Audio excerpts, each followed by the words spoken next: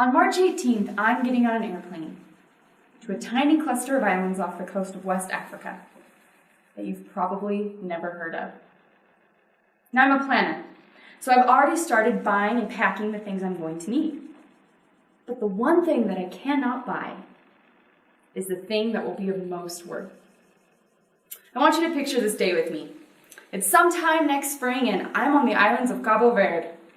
It's blazing hot outside and so humid I'm wishing I'd packed a snorkel. I'm struggling with the Portuguese language and just aching for comfort. Then that afternoon, as I open the mailbox, there it is. Finally, a little piece of home. With advances in technology happening daily, our need for pen and paper is diminishing, and handwritten letters are quickly becoming a thing of the past. Jake Weidman is the youngest man to ever achieve the title of Master Penman, a title held by only 10 others in the world. He said that technology is not the direct enemy of the pen, but it is our dependency on technology.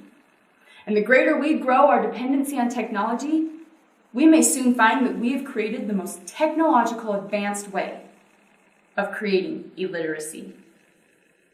He said that writing is the conduit through which self-expression might flourish. A letter in Grandma's shaky cursive tells you more than any email that she may not have many letters left to send, and you should get out and visit her.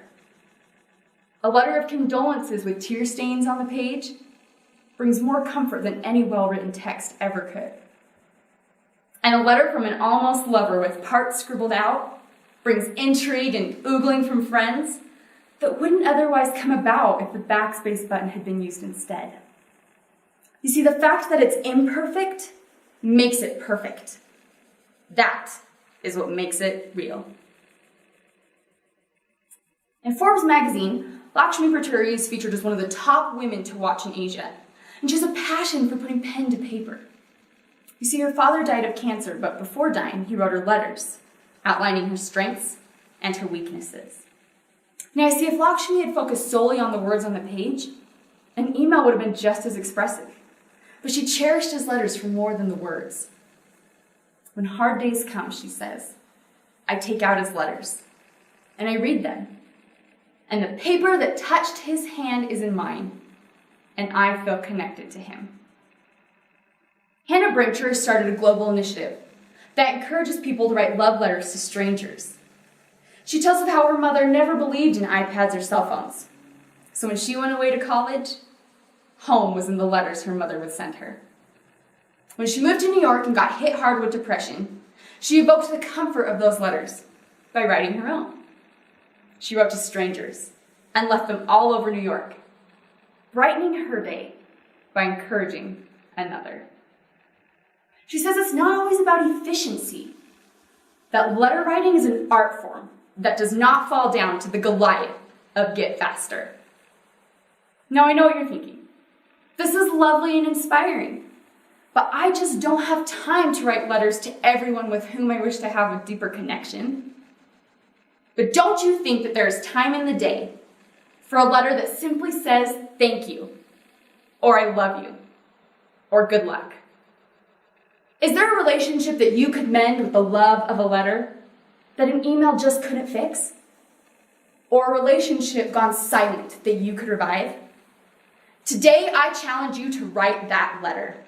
One postage stamp costs 49 cents, and 49 cents can break the silence.